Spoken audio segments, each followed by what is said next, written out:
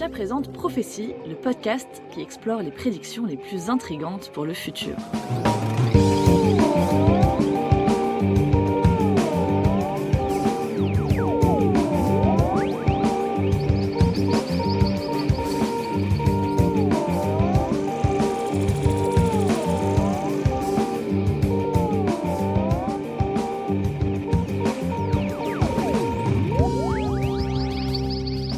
Salut à toutes et à tous, je suis Mathilde Simon, rédactrice en chef web du média Uzbek Erika, et ce mois-ci, à l'occasion de la 4e édition du Sommet de l'IA, qui se tiendra en Inde le 19 et 20 février, on va parler d'intelligence artificielle. Au programme, 4 épisodes, un par semaine, pour démystifier l'IA et proposer une vision plus apaisée de notre future colocation avec les agents conversationnels et algorithmes en tout genre. Depuis 3 ans, et l'avènement de ChatGPT, les outils d'IA génératifs sont partout et les plateformes proposant des compagnons virtuels se multiplient.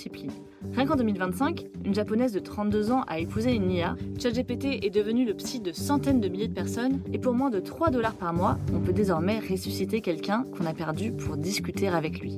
Bref, est-ce qu'il faut commencer à flipper ? Pour y voir plus clair entre les craintes d'apocalypse cognitive et les promesses mirifiques des technoprophètes, je vous propose qu'on se remonte les manches et qu'on plonge dans les chiffres et les études pour tordre le cou aux idées reçues.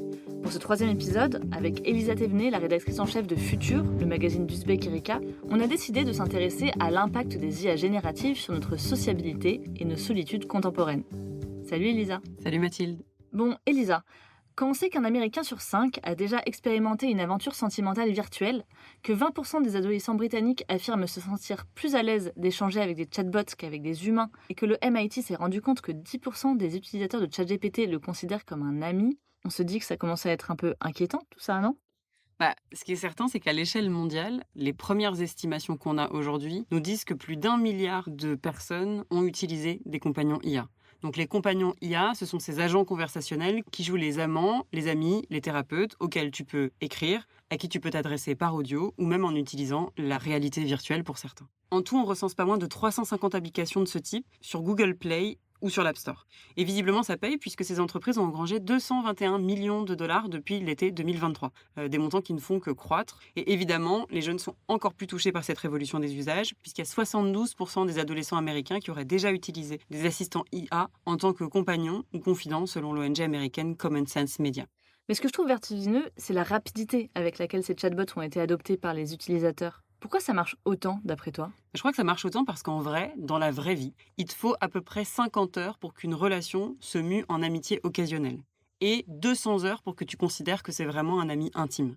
En échange, l'IA, elle te demande que quelques dizaines d'échanges pour te donner l'illusion d'être dans un environnement safe, sans jugement, et pour te donner cette illusion de proximité. Et je pense que ça, c'est très important, cette absence de jugement, cette illusion d'absence de jugement. C'est d'ailleurs exactement la promesse qui est faite par Replika. Donc Replika, c'est une plateforme de compagnons virtuels qui a été créée en 2017 et qui revendique aujourd'hui 35 millions d'utilisateurs. Et qu'est-ce qu'elle dit, Replika ? Elle communique explicitement sur le fait qu'elle s'adresse à tous ceux qui recherchent un ami sans jugement, sans drame, ni anxiété sociale. Je pense que tout est dit. Et en vrai, ça marche, parce que les études montrent qu'on se confie plus facilement à une machine qu'à un être de chair et de sang, justement parce que l'IA, elle nous donne l'impression de nous cerner beaucoup plus finement, et aussi qu'on n'a pas besoin de l'écouter en retour, ce qui peut pour certains être un argument de poids, et surtout parce qu'elle est paramétrée pour aller dans notre sens et satisfaire nos demandes. C'est d'ailleurs exactement ce que reproche Catherine à Théodore, son ex-mari, dans le film Her, réalisé en 2013 par Spike Jonze, quand elle apprend qu'il considère qu'il sort avec une IA. You're dating your computer? She's not just a computer. You always wanted to have a wife without the challenges of actually dealing with anything real. I'm glad that you found someone. Et effectivement, c'est vrai, Samantha, elle est toujours disponible, elle est ultra attentive, elle est dans l'adaptation permanente à Théodore. Sauf que ce que le film ne montre pas, parce qu'il s'intéresse surtout au vécu de Théodore, c'est que cette attention illimitée et ce simulacre de patience et d'empathie que propose la machine, en fait, ce sont juste des fonctionnalités qui permettent à toutes les boîtes qui proposent des compagnons, IA, et qui, je le répète au cas où, sont toutes des boîtes privées, de maximiser l'engagement de leurs clients. C'est juste, en fait, une nouvelle manière d'exploiter notre attention et de collecter nos données. Des données qu'on n'aurait d'ailleurs jamais postées sur les réseaux sociaux, mais qu'on partage sans aucune méfiance à ces machines parce qu'elles ont l'air anonymes et qu'on se dit que déjà, un, il n'y a pas d'humain derrière et que deux, elles vont rien en faire, ce qui est faux dans les deux cas. Or Mathilde, je te laisse te représenter le niveau de précision d'une publicité qui serait ciblée à partir de tes conversations avec ton assistant IA. Et d'ailleurs, sans surprise, OpenAI, la société qui commercialise ChatGPT, qu'est-ce qu'elle a annoncé ? Qu'elle allait tester la publicité intégrée aux États-Unis. Et ça, c'était couru d'avance. Et juste histoire de te faire un petit peu plus froid dans le dos, Meta, donc Meta, c'est la boîte qui détient Facebook, Instagram et WhatsApp, elle a entraîné cet été des chatbots d'IA personnalisés pour qu'ils t'envoient des messages de suivi spontané. Donc spontané, ça veut dire non sollicité. Donc tu es en train de faire quelque chose et paf, ton IA elle te dit « au fait, t'as passé une bonne journée, etc. » Donc là, on est rentré de plein pied dans ce que la sociologue Eva Illouz appelle le capitalisme des émotions. On est en train de faire du lien, de l'attachement et de l'amitié un bien consommable, de le monétiser. Et forcément, moi, je vois pas très bien comment ça peut pas dévaluer le sentiment qu'on a d'avoir de la valeur aux yeux des autres. Donc ce que tu nous dis, en gros, c'est que les géants de la tech ont exploité le filon de l'anthropomorphisation avec pour seul objectif de conquérir toujours plus d'utilisateurs et donc de faire toujours plus d'argent. C'est très exactement ce que je te dis. En réalité, ils nous ont donné exactement ce qu'on attendait. On est abreuvé depuis un siècle de récits qui anthropomorphisent les machines. Si je te demande de fermer les yeux 2 minutes et d'imaginer une IA, je suis prête à parier que ce que tu vas voir, c'est un agent conversationnel comme Samantha du film Her dont on vient de parler, ou un humanoïde, version Terminator, si t'es un peu angoissé. Et comme je sais que t'es plutôt du genre optimiste, peut-être qu'on peut écouter le tout début du générique d'Astro Boy. C'est le système le plus élaboré qui puisse exister. Le robot parfait. C'est votre fils ? Oui, monsieur. Malheureusement, ce pari de jouer à fond sur l'anthropomorphisation des machines, donc on a entendu Astro Boy, on est déjà dans les années 60, donc ça montre que c'est un pari qu'on a fait il y a quand même très longtemps, ce pari, malheureusement, il est gagnant, parce qu'on s'attache à ces outils d'IA justement parce qu'ils singent notre propre humanité. En avril, OpenAI a annoncé qu'ils voulaient rendre leur chatbot moins obséquieux. En gros, l'idée, c'était de pas continuer à favoriser une sorte de dépendance malsaine parce que leurs propres chercheurs les avaient mis en garde un mois plus tôt en disant « Attention, plus c'est obséquieux, plus ça crée une forme de dépendance émotionnelle ». Donc cet été, OpenAI a sauté le pas avec sa version de ChatGPT 5 et ils ont rendu son ton beaucoup plus froid. Et l'IA s'est mise notamment à suggérer des pauses quand la durée des conversations était jugée comme trop longue. Résultat, les usagers ils se sont plaints en fait. Et OpenAI a décidé de faire machine arrière, ou plutôt même machine avant, puisqu'ils ont annoncé que début 2026, on pourra désormais retrouver la personnalité chaleureuse de son ancienne version, mais aussi avoir des conversations érotiques avec elle. Et est-ce que ces services intéressent tout le monde ou est-ce qu'ils ciblent en particulier des personnes particulièrement vulnérables ? Alors, je pense qu'ils intéressent tout le monde, mais qui ciblent aussi des personnes qui ont un vrai sentiment de solitude. Parce qu'il faut remettre les choses dans leur contexte, ces outils d'intelligence artificielle, ils se sont aussi imposés dans un climat social qui était particulier. Notre sentiment de solitude, qui ne cesse de croître, il traduit une dégradation de l'attachement social. C'est-à-dire que nos liens, bien qu'ils soient quantitativement plus nombreux qu'il y a 30 ans, ils ne nous garantissent plus aujourd'hui la protection ou la reconnaissance qu'on venait chercher. C'est-à-dire qu'en fait, qualitativement, ils se sont un peu dégradés, si tu veux. Les choses vont tellement bien que le Japon et le Royaume-Uni ont créé un ministère de la solitude en 2018 et en 2021. Et donc 2018 et 2021, c'est avant l'arrivée de ChatGPT et des IA génératives, en tout cas avant leur démocratisation. La sociologue Alison Pugh, elle pense que nous traversons une crise de la dépersonnalisation. Dans nos relations, à nos proches, à nos collègues, à nos institutions même, en fait, on se sent plus vu, plus entendu et plus compris. Et la figure par excellence pour moi de cette crise de la dépersonnalisation dont parle Alison Pugh, c'est vraiment le livreur Uber Eats ou Amazon. Il croise des gens toute la journée, mais personne ne le voit vraiment ou personne ne le considère. Mais est-ce que, au lieu de pallier ce sentiment de solitude, les IA compagnons ne le renforcent pas, au contraire ? Alors, c'est pas évident de te répondre, parce qu'au printemps 2025, il y a une étude qui a été menée par OpenAI et le MIT qui a remarqué que les internautes qui passaient le plus de temps à échanger avec ChatGPT étaient aussi ceux qui se sentaient le plus seuls, qui sociabilisaient le moins avec d'autres êtres humains et qui montraient le plus de signes de dépendance émotionnelle vis-à-vis de la machine. Donc, tu pourrais te dire que la réponse à la question que tu viens de poser, c'est oui. En même temps, la vérité, c'est qu'aujourd'hui, je ne peux pas vraiment te dire si c'est la solitude qui est à l'origine de l'augmentation de l'utilisation de ChatGPT ou si c'est l'augmentation de l'utilisation de ChatGPT qui isole ses utilisateurs. D'accord, mais dans les deux cas, j'ai l'impression qu'il y a quand même un problème de réciprocité dans les relations qu'on entretient avec la machine. Et j'ai du mal à me dire que ça puisse être véritablement satisfaisant. Évidemment, Character AI, Replica, Nomi ou Crush-On, ce sont des services qui ne font que produire des simulacres de personnes. En réalité, la problématique, c'est pas tant la dimension unilatérale de notre engagement émotionnel vis-à-vis des compagnons IA, parce que ça, en vrai, ça a toujours existé. Demande aux Beatles.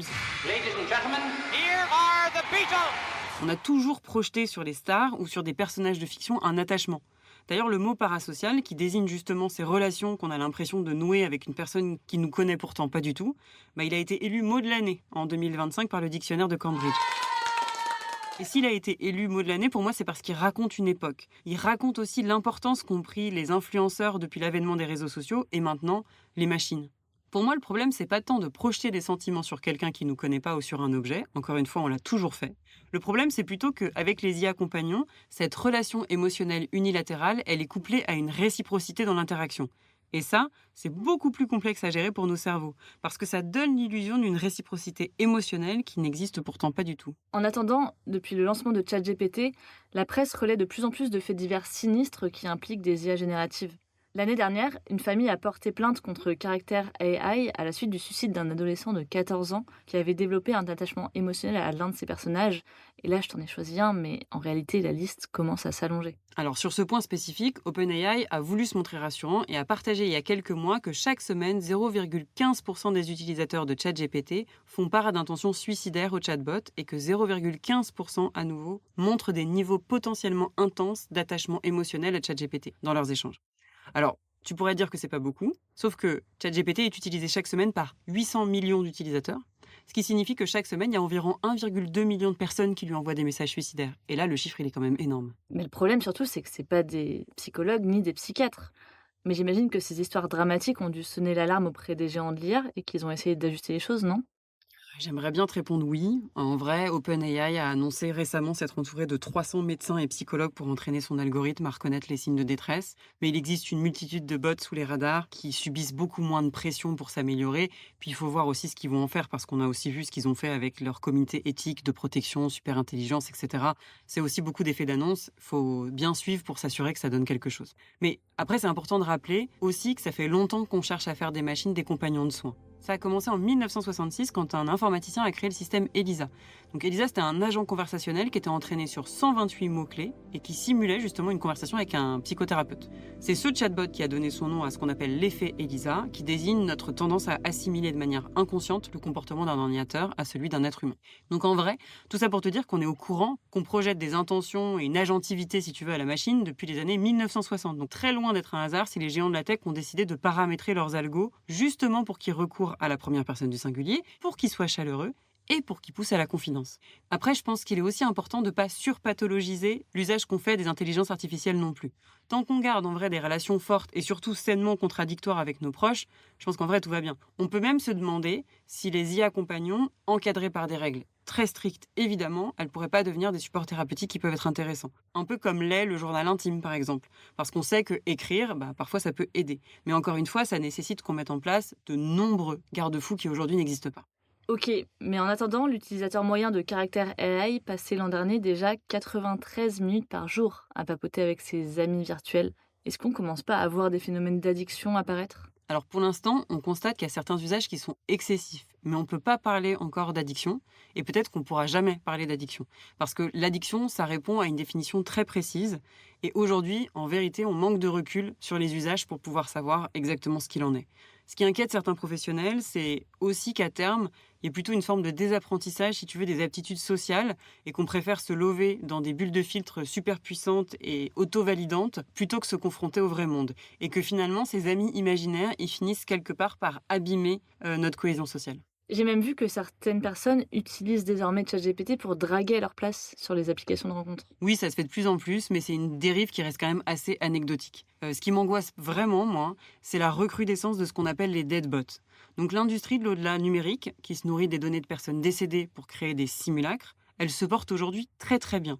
Pour 2,40 € en Chine, tu peux, je mets des gros guillemets, ressusciter quelqu'un que tu as perdu, et donc créer un avatar qui singera son ton, son vocabulaire, son sens de l'humour, ses sujets de conversation préférés. Alors évidemment, je te laisse imaginer les ravages que ça peut avoir sur le processus de deuil. En réalité, les choses, elles commencent vraiment à prendre des proportions qui sont assez terrifiantes. Je te donne 2 exemples qui m'ont vraiment marqué. Cet été, le jeune Joachim Oliver, qui est donc décédé, je ne sais pas si tu t'en souviens, dans la tuerie de Parkland en 2018, il a été interviewé en vidéo par un ancien journaliste de CNN, avec bien sûr donc l'autorisation qui a été donnée par ses parents. Et au printemps 2025, l'avatar de Chris Pelkey, qui a été victime d'une altercation routière, a témoigné au procès de l'homme qui est accusé de l'avoir abattu. On a même des extraits sonores de ce témoignage. Hello. Just to be clear for everyone seeing this, I am a version of Chris Pelkey recreated through AI that uses my picture and my voice profile. To Gabriel Horcasitas, the man who shot me. It is a shame we encountered each other that day in those circumstances. In another life, we probably could have been friends. En vrai, toute cette histoire de Deadbot, ça prend de telles proportions qu'on en vient à se demander aujourd'hui s'il ne faudrait pas mettre en place des garde-fous, du genre interdire que ces avatars soient sur les réseaux sociaux ou s'assurer avant qu'une personne ne décède qu'elle a autorisé l'exploitation de ses données. Et je suis pas sûre, tu vois Mathilde, que tu donnerais ton autorisation pour qu'on te ressuscite, encore une fois avec de gros guillemets, éternellement dans une forme d'au-delà numérique à partir de tes données personnelles.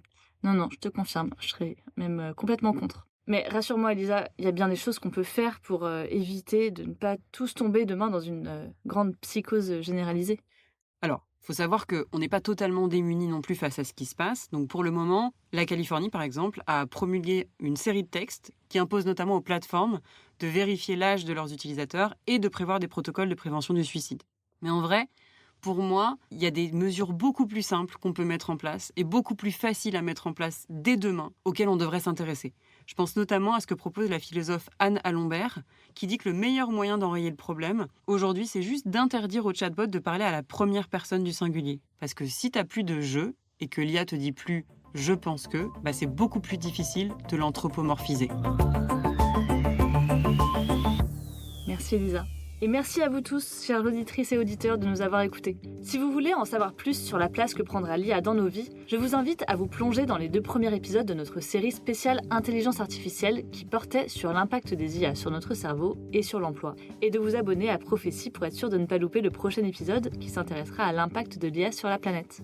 On espère que cet épisode vous a plu, et si c'est le cas, n'hésitez pas à nous le dire en commentaire sur vos plateformes d'écoute préférées et à le partager autour de vous. Nous, on retourne bosser, et on vous dit à bientôt dans un nouvel épisode de Prophétie.